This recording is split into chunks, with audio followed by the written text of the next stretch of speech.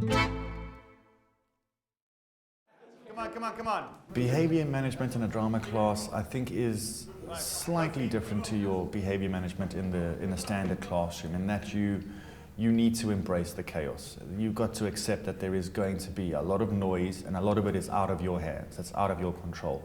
What is important is that all that noise is being focused towards developing work. So as long as there's work being generated, as long as they are developing and working on a piece of drama or whatever their task is, then I find most levels of noise completely acceptable. Jackets and bags. Right, jackets and bags, find a seat, please. Any lesson, or especially a drama lesson, which is a practical lesson, needs a very rigid structure. Well, more of a routine than a structure, which means that they come in and they know what to do and what's expected of them. With my lessons, it's always come in, bags down. They'll then sit down in a circle, as they always do, and they will be given a text, whether it's a photograph, a mask, a piece of music, a play script, a poem, and we'll look at the text and get our initial responses to the text. Let's just kind of look for opportunities for performing. We'll then probably use one of our strategies, still image, forum theatre, miming, just to kind of explore that text, kind of get an idea of character and start thinking about different motivations and how we can use this text in a piece of drama. What do you see in that face, in those eyes? Sorrow. You see sorrow. They then get into groups. I would probably assign them groups. Very occasionally, they'll be able to choose their own groups, but those are always the less successful lessons because they want to go with their friends. They will then rehearse, develop their pieces. They will then perform them. I do like to perform every single lesson. I think it's important in a drama lesson that that's a performance subject, that there's always a sense of showing and an audience appreciating, and after performing we'll evaluate. So it's a very standard lesson. It's text, response, develop, perform, evaluate. And once they've got used to that routine, very seldomly do we have a problem because they know exactly what to expect. He's not your father. He's the only father we know. Don't insult him. Mother would be ashamed. The last lesson we started working on the loss of childhood, based on a play script 2 of my Year 11 students wrote a few years ago. It's a very tough play. It's a 5-character play, and it looks at how the LRA, the Lord's Resistance Army in Uganda, led by Joseph Kony, is stealing away childhood from children by kidnapping them and making them as part of his army. I know it's a script, but it's not fixed in stone. I mean, make changes as much as you want, but let's try and get a flavour for the characters, yeah? It is a tough script, and there are a lot of difficult emotions. I mean, emotions that these kids haven't ever felt, hopefully, and so they need to find some way of accessing them. Stop wasting my time. Beautiful, beautiful girl. Beautiful. My wife. I'm begging you, please. I want you to. Please. But I do find the challenging, controversial, little bit risky texts are the ones that generate the best lessons. That's when there is a slight sense of danger, and I think that's what invigorates them. It makes them feel not necessarily adult, but it's almost like they're learning through their drama. They're experiencing things that they couldn't experience or wouldn't want to experience, but it's a chance for them to role play it in a safe environment, and they can empathize. You've got to make your audience feel quite uncomfortable, because it's a very uncomfortable moment. The only way you're going to do that is if you commit to that 100%. The lessons where you have your behavior management problems are the lessons where it's quite safe, it's quite boring, we're all playing school kids, there's the shopkeeper, and this is all very dull. Then you have people trying to make more of it and getting quite silly. Jarrell, who are you? Who are you?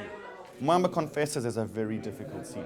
Over the years, I've really got to know these kids, and I think once they've got to know you and they know how you work, and you got to know them and you know how they work, you really come to an understanding. And it's not always a verbal understanding, but I think it's definitely a very clear understanding.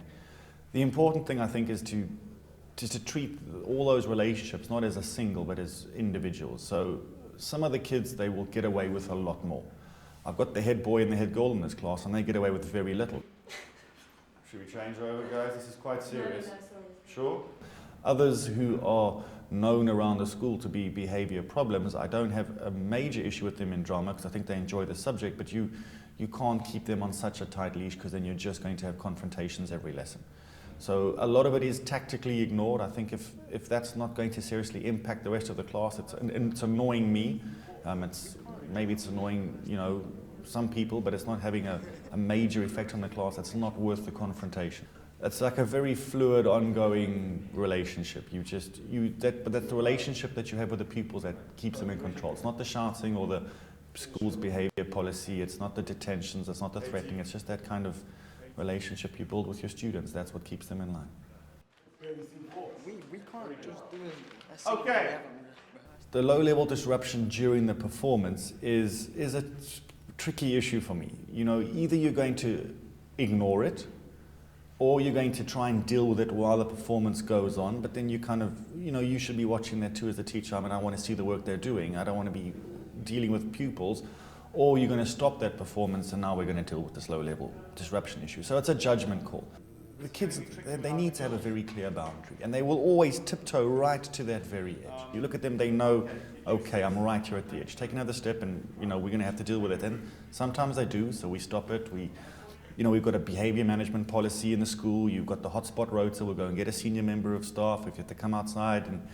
But sometimes you have to do that. It's quite a long boundary, I think, in a drama class. When you can't be rigid in a drama class. You're always going to have the noise. You've got to give them a fair amount of space. But it's very clear. And once they've stepped over that boundary, that's it. Could you please chew gum in the bin and stop chewing the gum, Mark?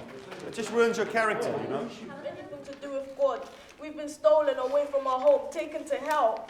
The prop room at the back is kind of open door for the kids. It's not that well stocked, it's not brilliantly funded, and they all kind of know what they're going to find in it. The walking stick is a big favourite.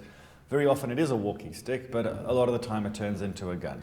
So the walking sticks and the machetes and the cardboard weapons, they do often come out. If I see there's any kind of nonsense, you'd probably want to make, you just nip that in the bud straight away, but I've never seen anyone kind of use the walking stick in any way except as a drama prop.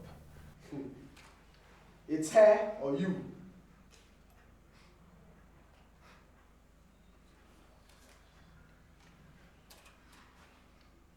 Good boy, good boy. Did anybody see a script? If it's been very, very practical, if they've really enjoyed the work and they've all kind of felt they've contributed and created something, they are really energized and they come kind of bouncing into the classroom. Unfortunately, there's not much you can do about that for the next teacher. You can do a warm down session, but in a single lesson you really are pressed for time, and I think what's more important is everyone gets a chance to perform the work that they've been working on. There's a real buzz about that. You don't know me. You don't know yourself.